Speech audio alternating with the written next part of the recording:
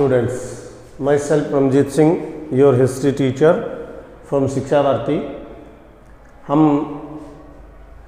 कर रहे थे हड़प्पा सभ्यता का हमारा लेसन और उसमें हमने बेसिक सा कर लिया था कि हड़प्पा सभ्यता और जो प्रमुख शहर हैं 2-3 उनकी खोज कब हुई, किसने की। एक बच्चे ने आंसर भेज रखा था, कल मैंने क्वेश्चन डाला था कि हड़प्पा सभ्यता की खोज कब हुई और किसने की, तो उसने सर जॉन मार्शल डाल रखा था आंसर। जॉन मार्शल नहीं आएगा, दयाराम साहनी आएगा। जॉन मार्शल वो अंग्रेज अधिकारी था जो पुरातत्व विभाग का प्रमुख था उस टाइम पर। हालांकि उसके नेतृत्व में ही हुई है सारे शहरों की, लेकिन आगे जो खुदाई के हेड थे ना, उनके नाम आएंगे खोज में। हड़प्पा का दयाराम साहनी था, तो ये चीज़ ध्यान रखना। आज का टॉपिक करते हैं कि वहाँ के लोग क्या क्या खाते थे और कहाँ कहाँ से वो चीज़ें उनको उपलब्ध होती थी या कौन उपलब्ध करवाता था। तो सबसे पहले अनाज, गेहूँ हालांकि पहले नंबर पर लिखा है, लेकिन पहले नंबर पर वो लोग जौ खाते थे।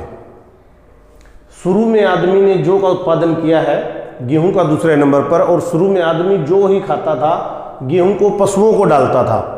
बाद में गेहूं खाना शुरू किया है। तो गेहूं, जौ, मटर, ज्वार, बाजरा, तिल, सरसों, राई, चावल, ये उस समय की प्रमुख फसलें थी। उसके अलावा खरबूज और तरबूज, ये पेड़ पौधों के उत्पाद में या फ्रूट थे।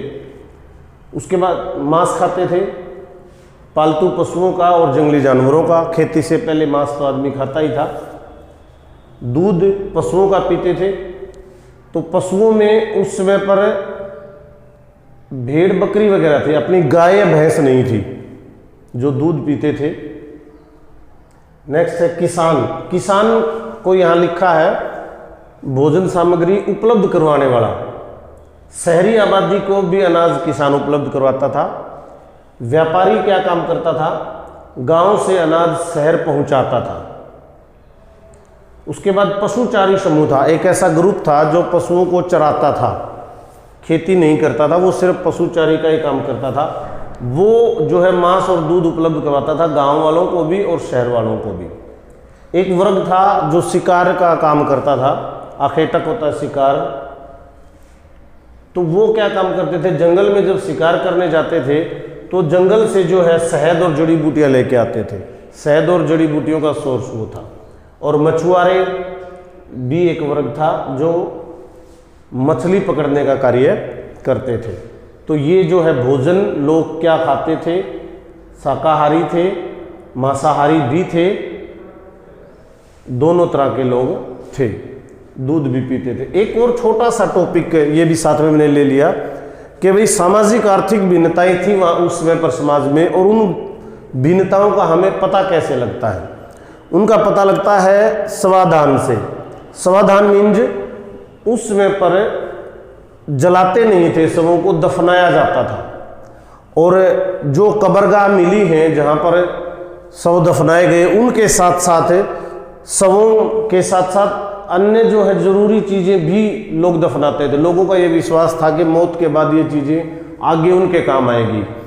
तो उसमें जो है कुछ स्वादानों में तो थोड़ी बहुत चीज़ें, भोजन सामग्री या कपड़े ही मिले हैं, और कुछ स्वादानों में काफ़ी विलासिता की चीज़ें मिली हैं।